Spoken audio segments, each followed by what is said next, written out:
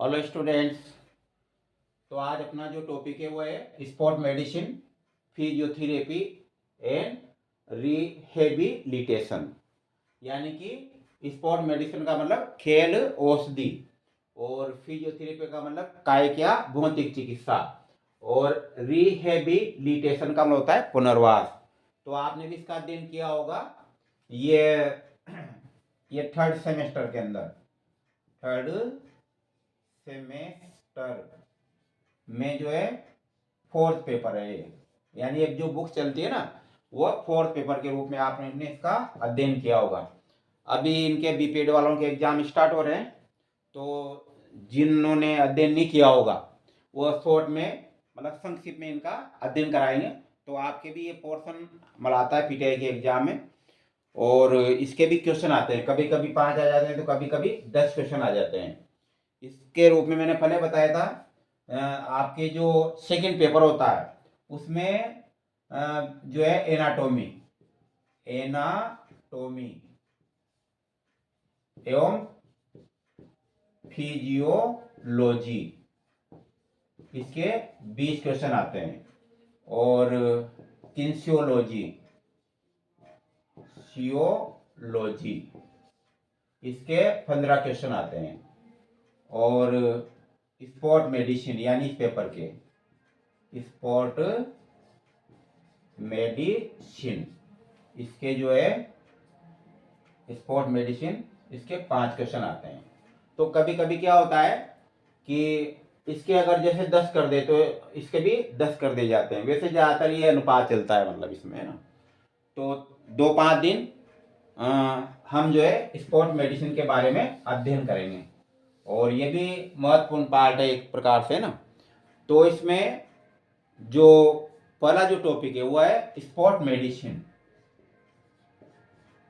Sport medicine यानी खेल औषधि, खेल औषधि। तो खेल औषधि के रूप में हम जो है क्या होती है खेल औषधि, यानी खेलों से संबंधित नाम आ रहा है स्पोर्ट मेडिसिन। तो खेल औषधि वे पदार्थ होते हैं जो खिलाड़ी या एथलीट की तत्कालीन सहायता करते हुए उसके प्रदर्शन को सर्वोत्तम बनाने का प्रयास करते हैं। उसे क्या कहते हैं? खेल औषधि कहते हैं। साथ में इसमें याद रखना, उसको वैधानिक मान्यता भी प्राप्त हो, यानी सरकारी या जो कानूनी मान्यता है ना उसको प्राप्त होती है। तो देखिए, वे पदार्थ,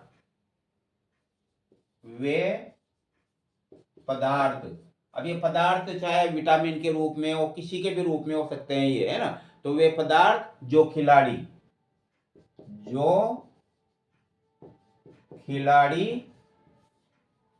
या एथलीट एथलीट वे पदार्थ जो खिलाड़ी या एथलीट की तत्कालीन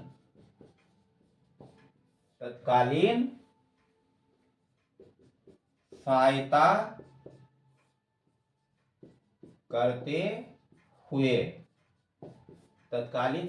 करते हुए उसके प्रदर्शन को सर्वोत्तम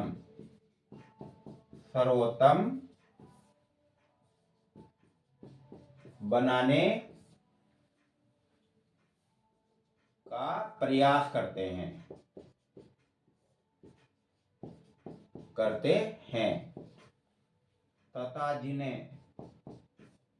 तथा जिन्हें वैधानिक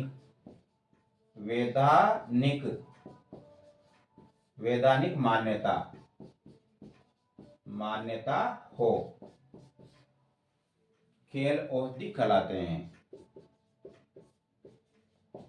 खेल औषधि कहलाते हैं।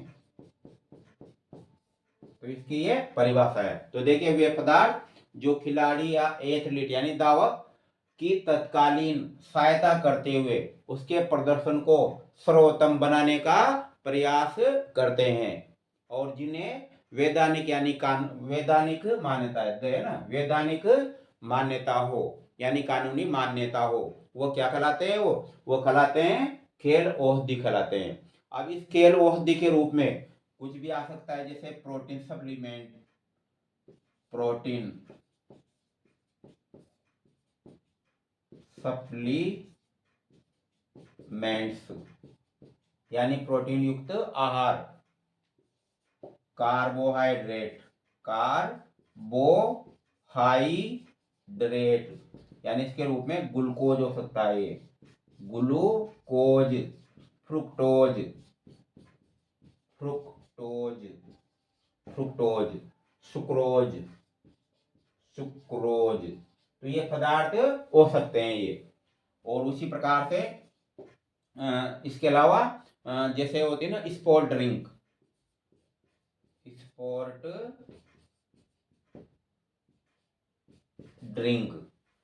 और सोडियम आपने देखा होगा, जैसे कोको कोला थम्स अप पीते हैं तो इसमें मतलब एनर्जेटिक एक पदार्थ होता है ना, तो होता है सोडियम बाइकार्बोनेट, या उसको जो है ना कहा जाता है bicarbonate of soda,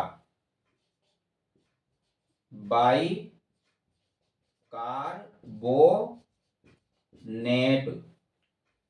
of soda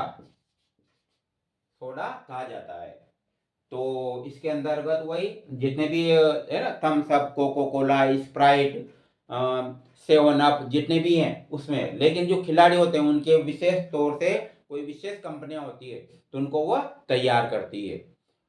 तो इस प्रकार से ये सोडियम बाइकार्बोनेट ऑफ सोडा, तो ये जो जितने भी पदार्थ है ना, ये सब किस में आते हैं? खेल औषधि में आते हैं।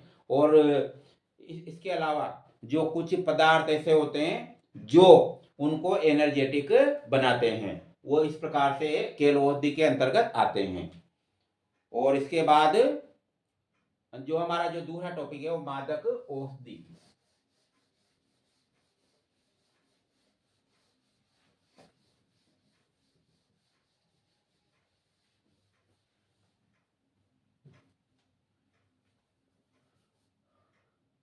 दूसरा टॉपिक है मादक औषधि। इसमें से भी क्वेश्चन आते हैं आपके पीटे एग्जाम में, और इसको जो कहा जाता है डोपिंग,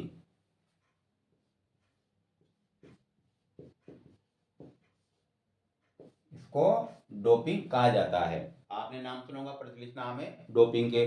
कोई भी जो ड्रग्स का सेवन करता है ना इस प्रकार से, तो देखिए वे पदार्थ या औषधियां जिनका मनुष्य अपनी कार्य क्षमता बढ़ाने के लिए नशीले व्यसन के रूप में प्रयोग करता है, क्या कहलाते हैं? खेल औषधि कहलाते हैं।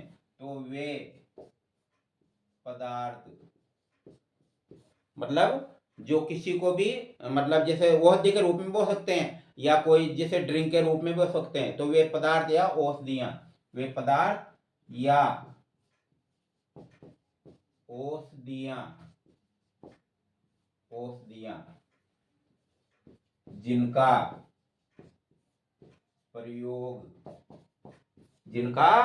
प्रयोग मनुष्य या खिलाड़ी हो सकता है ना, मनुष्य, जिनका प्रयोग मनुष्य अपनी कार्य क्षमता बढ़ाने के लिए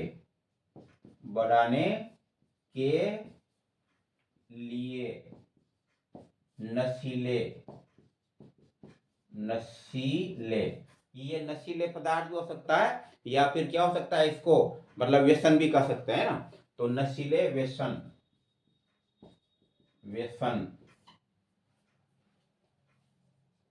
के रूप में करता है मादक औषधि कहलाते हैं ये औषधि, यानी डोपिंग कहलाते हैं। तो देखिए वे पदार्थ या औषधियां जिनका प्रयोग मनुष्य अपनी कार्य क्षमता बढ़ाने के लिए नशीले व्यसन के रूप में करता है। क्या कहलाते हैं? मादक औषधियां या फिर क्या कहलाते हैं? डोपिंग पदार्थ कहलाते हैं ये। तो इस श्रेणी में क्या आ सकते हैं? वह हालांकि औषधियों के रूप में भी है, लेकिन इससे अपनी क्षमता को बढ़ाया जा सकता है। जैसे इसमें अफीम के उत्पाद भी आते हैं। इसमें जो है कैफीन के उत्पाद भी आते हैं, जैसे चाय, कॉफी, है ना, इस प्रकार से चॉकलेट हो सकती है। और इसमें जो और दूसरे पदार्थ मिलाए जाते हैं, जैसे आपने देखा होगा कोको कोला ये जो आते हैं ना, वह हालांकि वह इसमें इसमें नहीं है शामिल, लेकिन कैफीन जो है ना, जरूरत से ज्यादा मात्रा में अगर इसको मेडिसिन के रूप में लिया जाए किसी रूप में, तो ये भी क्या है, हानिकारक हो सकता है और इसकी भी क्या है, लत हो जाती है। तो ये तो खेल औषधि है, लेकिन ये जो है ना कैफीन जो है खेल औषधि में जो है ना मेन उससे मादक औषधि के अंदर शामिल नहीं है। खेल औषधि में शामिल जरूर है, लेकिन इसके कुछ उत्पाद जो है ना, जो दूसरे पदार्थों के साथ मिला दिए जाते हैं तो फिर हो जाते हैं। तो अफीम, तो मुख्य अफीम के बाद दूसरा है भांग। भांग भी इस प्रकार का पदार्थ है और इसमें कई श्रेणी में आते हैं, जैसे LDH, LDS, lysergic acid of diethyl amide. तो LDS जो पदार्थ है वो इस श्रेणी में आ सकता है। और भी जो है ना व्यसन के पदार्थ, जैसे भांग है, गांजा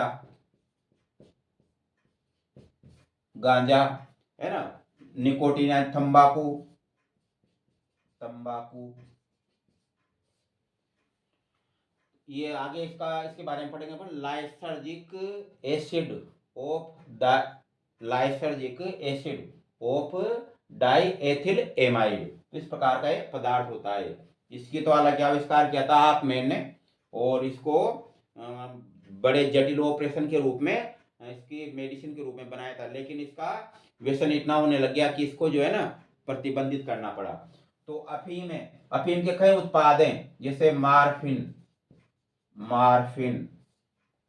हेरोइन, थीबेइन,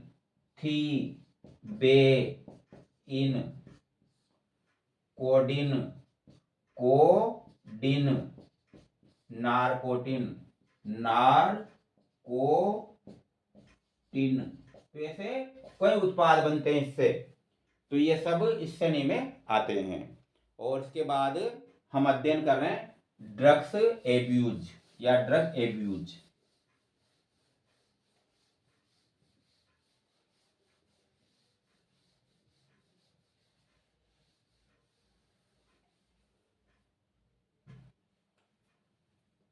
तीसरा जो टॉपिक है तो ये ड्रग एब्यूज।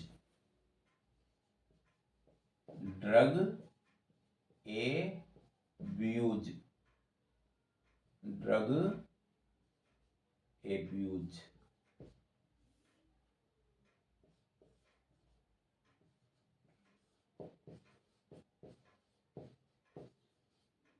Drug abuse. तो देखिए ये भी इस प्रकार के, जब मादक द्रव्यों से युक्त औषधियों का प्रयोग बहुत अधिक मात्रा में किया जाता है तो उनसे शरीर में कई प्रकार के हानिकारक प्रभाव उत्पन्न होने लगते हैं। ऐसे पदार्थों को क्या कहा जाता है? ड्रग एब्यूज कहा जाता है। तो इसकी मतलब तीनों की जो है ना परिभाषा में थोड़ा डिफरेंस है ना। और पहले जो अलग थी वो उसका तो रियल में उपयोग किया जाता है खेल, और जो दूसरी मादक द्रव्य जो मादक औषधियां हैं उनका भी प्रयोग करते हैं, लेकिन वो प्रतिबंधित है। और प्रतिबंधित है तो उनसे खिलाड़ियों को फिर बाहर निकाला जा सकता है किसी भी मैच से इससे। और ड्रग यूज के बारे में अपन अध्ययन कर रहे हैं। तो देखिए, जब मादक द्रव्यों से युक्त औषधियों, जब मादक द्रव्यों, ये पदार्थ भी हो सकते हैं ना, द्रव का नहीं, द्रव पानी की तरह है ना, द्रव में सभी आगे। तो जब मादक द्रव्यों से युक्त, जब मादक द्रव्यों से युक्त औषधियों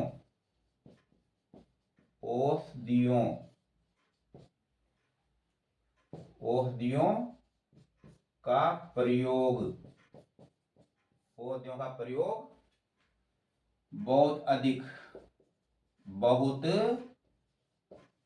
अधिक मात्रा में, बहुत अधिक मात्रा में किया जाता है, किया जाता है, किया जाता है। तो इससे, तो इनसे, इनसे शरीर में, इनसे शरीर में कई हानिकारक, हानिकारक, कई हानिकारक प्रभाव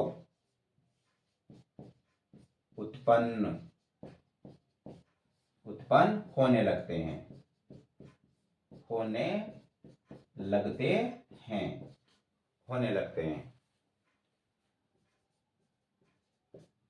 इन्हें ड्रग, ड्रग एब्यूज,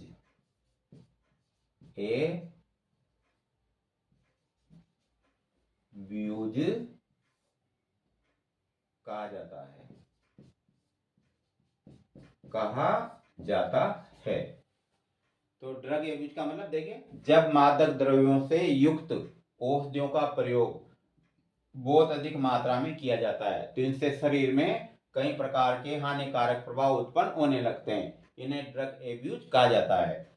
अब देखिए ड्रग एब्यूज में शामिल है वैसे मतलब कई पदार्थ हैं, जैसे अफीम। अब ये अफीम इसमें भी शामिल है क्योंकि कई प्रकार की मेडिसिन जो दर्द निवारक मेडिसिन जो जटिल ऑपरेशन में काम आती है वो आज भी अफीम से ही बनाई जाती है। तो एक निश्चित मात्रा में, जैसे देखो दर्द निवारक के रूप में मार्फिन काम आती है, मार्फिन, ये दर्द निवारक, किडनी हार्ट के जो ऑपरेशन होते हैं जटिल, तो उसमें ये दर्द निवारक के रूप में काम आती है ये।